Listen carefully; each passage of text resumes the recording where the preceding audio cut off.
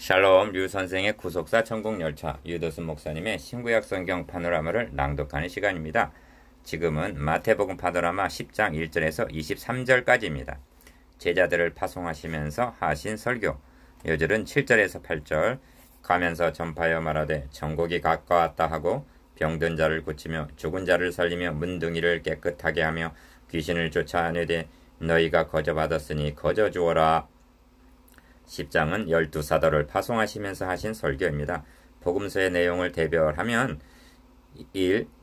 탄생으로부터 죽으시고 부활하시기까지 주님의 역사가 있습니다. 2. 주님이 행하신 기사이적이 있습니다. 3. 교훈하신 설교가 있습니다. 역사 표적 교훈 중에서 복음서의 뼈대는 탄생하시고 죽으시고 다시 사신 역사에 있음을 유념해야만 합니다. 그러므로 교훈과 표적은 이 역사와 결부될 때만이 의미가 있는 것입니다. 생각해 보십시오. 주님의 탄생과 죽으시고 다시 사심, 즉 복음이 없는 기사이적과 교훈이 우리에게 무슨 유익이 있겠습니까? 그런데 오늘의 설교 패턴은 역사는 무시하고 기사이적과 교훈에 중점을 두어 예수님을 구속주가 아니라 병을 고치는 분, 사상가, 혁명가로 둔갑을 시키고 있는 것입니다. 10장은 마태복음에 나오는 두 번째 설교 묶음입니다. 그런데 산상설교와 제자 파송설교는 내용만 다른 것이 아니라 역사적인 좌표가 다름을 간과하지 말아야만 합니다. 산상설교는 공생의 초에 이때부터 예수께서 비로소 전파하여 가라사대 하신 4장 17절 무리들을 대상으로 하신 설교입니다. 그런데 본문에서 나오는 설교는 무리 중에서 12를 택하셔서 10장 2절 사도로 삼으시고 이들을 파송하시면서 하신 설교입니다. 이는 주님의 공생애, 즉 구속사역이 많이 진행이 되었음을 나타냅니다. 파송, 송교, 설교를 두 문단으로 나누어 다루고자 합니다. 1절에서 23절, 24절에서 42절. 첫째 단은 1절에서 15절, 천국이 가까웠다 전파하라. 둘째 단은 16절에서 23절, 이 양을 이리 가운데 보낸가 같다. 첫째 단은 1절에서 15절, 천국이 가까웠다 전파하라. 예수께서 그 12제자를 부르사 더러운 귀신을 쫓아내며 모든 병과 모든 약한 것을 고치는 권능을 주시니라. 1. 본단어는 사도들을 파송하시면서 하신 말씀 중에 기본적인 교훈이라 할 수가 있습니다. 예수께서 그 12제자를 부르사 합니다. 1절 상반절. 마가복음에서는 부르신 목적을 세 가지로 말씀하고 있는데 기억, 이는 자기와 함께 있게 하시고 니은 또 보내사 전도도 하며 디귿 귀신을 내어 쫓는 권세도 있게 하려 하심이러라 하고 말씀합니다. 마가복음 3장 14절에서 15절. 누가복음에서는 산으로 가사 밤이 맞도록 하나님께 기도하시고 밝음에 그 제자들을 부르사 그 중에서 12를 택하여 사도라 칭하셨다고 말씀합니다. 누가복음 6장 12절에서 13절. 2. 더러운 귀신을 쫓아내며 모든 병과 모든 약한 것을 고치는 권능을 주시니라 합니다. 1절 하반절. 이를 단순히 병 고치는 은사를 주신 것으로만 여겨서는 아니 됩니다. 사도들은 병을 고치러 나가는 것이 아니라 복음을 전파하러, 즉 영적 전투를 위해서 출전하는 병사들인 것입니다. 그러므로 하나님의 나라 건설이라는 차원으로 생각해야만 합니다. 즉 귀신을 쫓아낸다는 것은 어둠의 권세가 물러가고 하나님의 나라가 임해 있다는 증거이기 때문입니다. 12장 28절.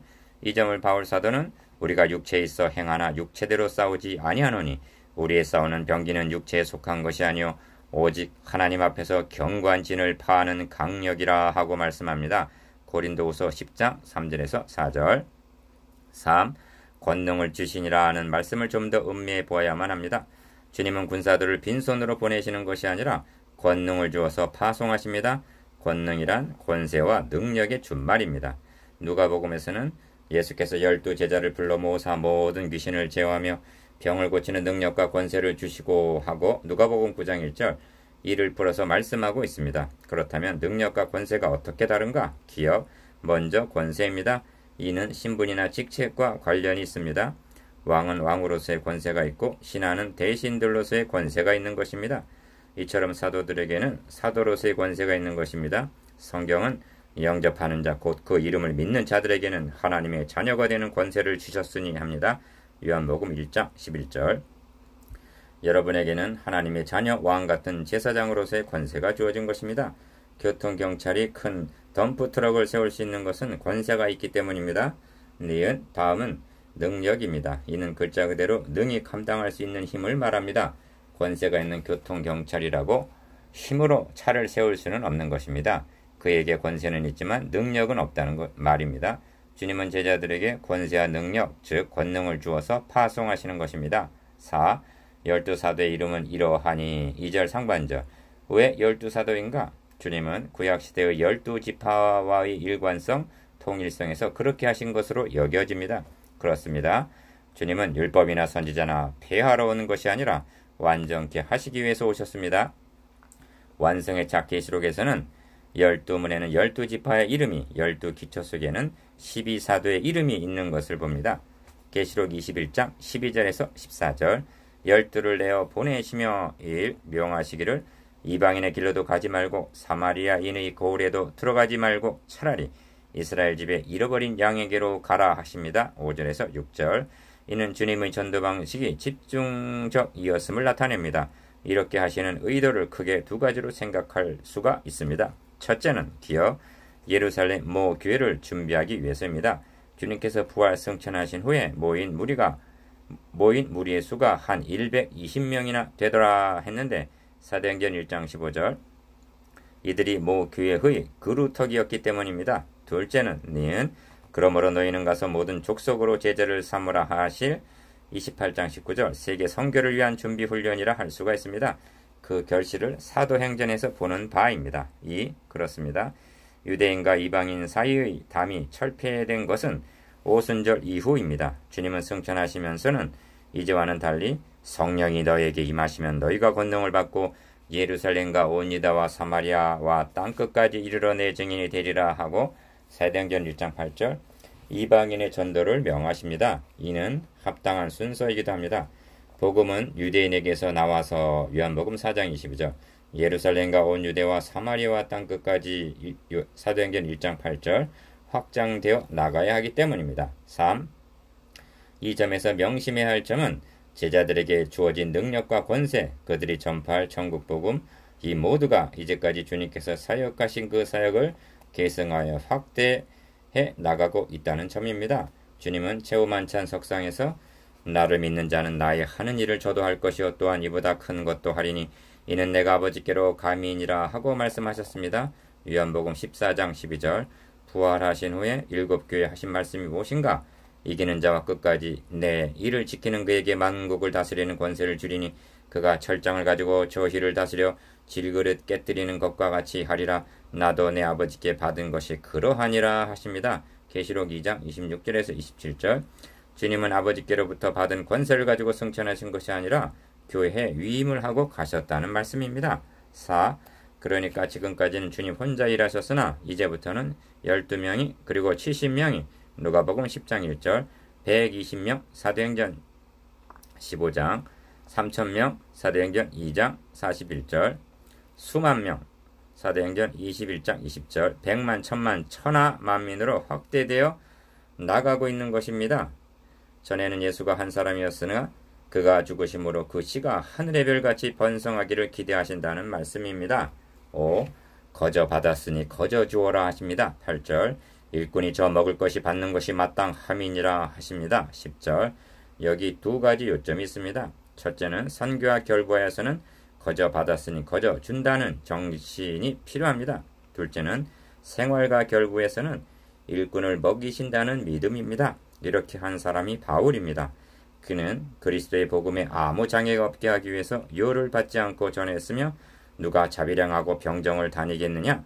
고린도전서 9장 7절 12절 말씀하므로 모집한 군사를 책임져 주실 것을 전적으로 의뢰하고 의탁했습니다. 6.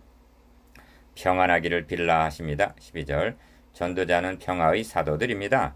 그러나 너희를 영접하지 않으면 그 집이나 성에서 나가 너희 발에 먼지를 떨어버리라 하십니다. 14절 여기에 전도자의 두 면이 있습니다. 전도자는 비둘기 같은 평화의 사신이면서 사자 같은 망군의 하나님의 사신이라는 점입니다. 이는 전도자의 위상과 전파하는 복음의 영광스러움을 세워주시는 말씀입니다. 핍박을 당한다고 두려워하거나 배척당한다고 초라한 신세가 아닙니다. 사도행전에 나타난 전도자들의 당당한 모습을 보십시오. 믿음장에서는 이런 사람은 세상이 감당치 못하도다 하십니다. 히브리서 11장 38절 7. 내가 진실로 너희에게 이르노니 심판날에 소돔과 고모라 땅이 그 성보다 견디기 쉬우리라 하십니다. 15절. 혼인잔치를 배설한 임금의 초대를 거부한 자에게는 그에 상응하는 보응이 뒤따르게 된다는 것은 너무나 당연한 것입니다. 그러므로 사랑은 아청과는 다른 것입니다. 복음 전파는 통사정하는 것이 아닙니다.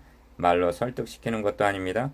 만군의 여호와의 말씀을 선포하는 캐리그마입니다. 실제로 바울과 바나바는 비시디 안디옥에서 쫓겨났을 때 두 사람이 저희를 향하여 발에 티끌을 떨어버리고 떠났습니다. 사도행전 13장 51절. 주님은 제자들을 파송하시면서 너희는 천국 복음을 전파하는 하나님 나라 사신이요. 에베소서 6장 20절. 그리스도의 사신이라고 고린도 후서 5장 20절 말씀하시는 셈입니다.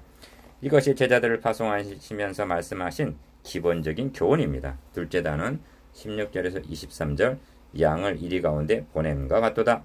보라 내가 너희를 보냄이 양을 이리 가운데 보냄과 같도다.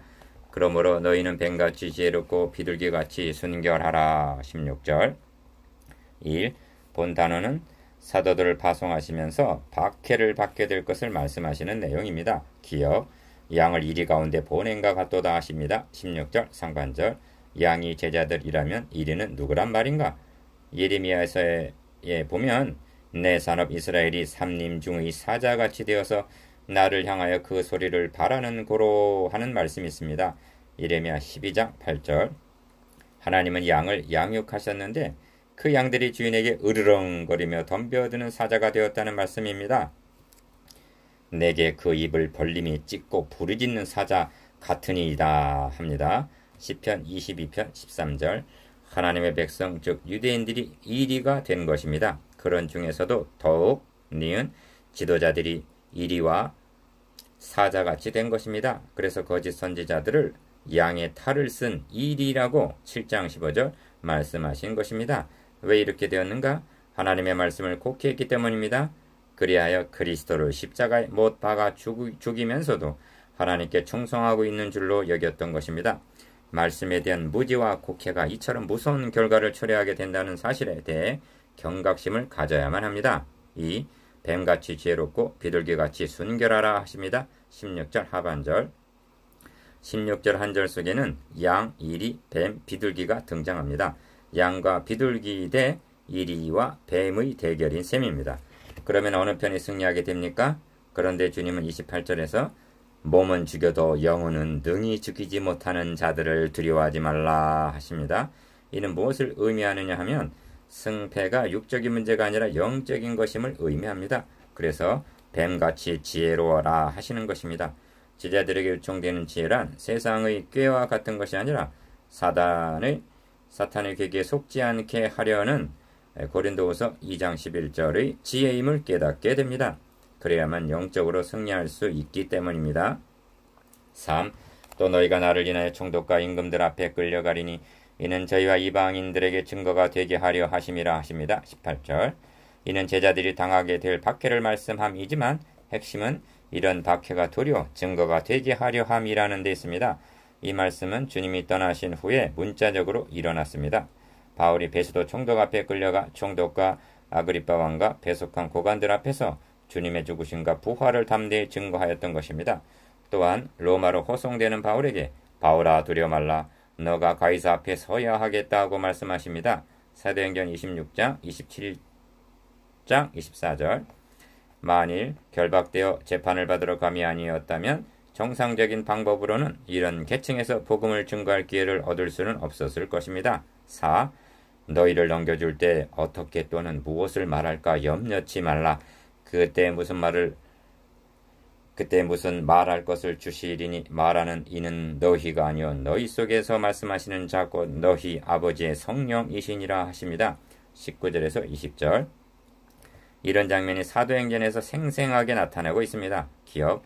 성령이 충만하여 증거하는 베드로 사도행전 4장 8절. 니은 성령이 충만하여 증거하는 스데반 사도행전 7장 55절. 디귿 성령이 충만하여 증거하는 바울 등 사도행전 13장 9절. 사도행전의 증거는 성령의 증거였던 것입니다. 복음 증거가 무엇인가? 내 말과 내 전도함이 지혜의 권하는 말로 하지 아니하고 다만 성령의 나타남과 능력으로 하여 너희 믿음이 사람의 지혜에 있지 아니하고 다만 하나님의 능력에 있게 하려 하였노라인 것입니다. 고린도전서 2장 4절에서 5절. 이는 어제나 오늘이나 동일합니다.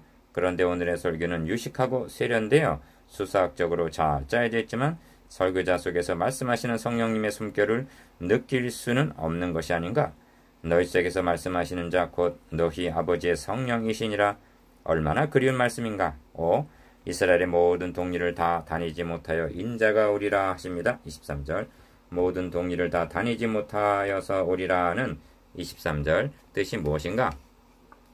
나중까지 견디는 자는 구원을 얻으리라 하신 22절 다음에 격려하신 말씀입니다. 주님은 잡히시던 날 밤에도 근심하는 제자들에게 내가 너희를 고아와 같이 버려두지 아니하고 너희에게로 오리라 말씀하셨습니다. 이 말씀도 근심하는 제자들을 격려하시기 위해서 하신 말씀입니다.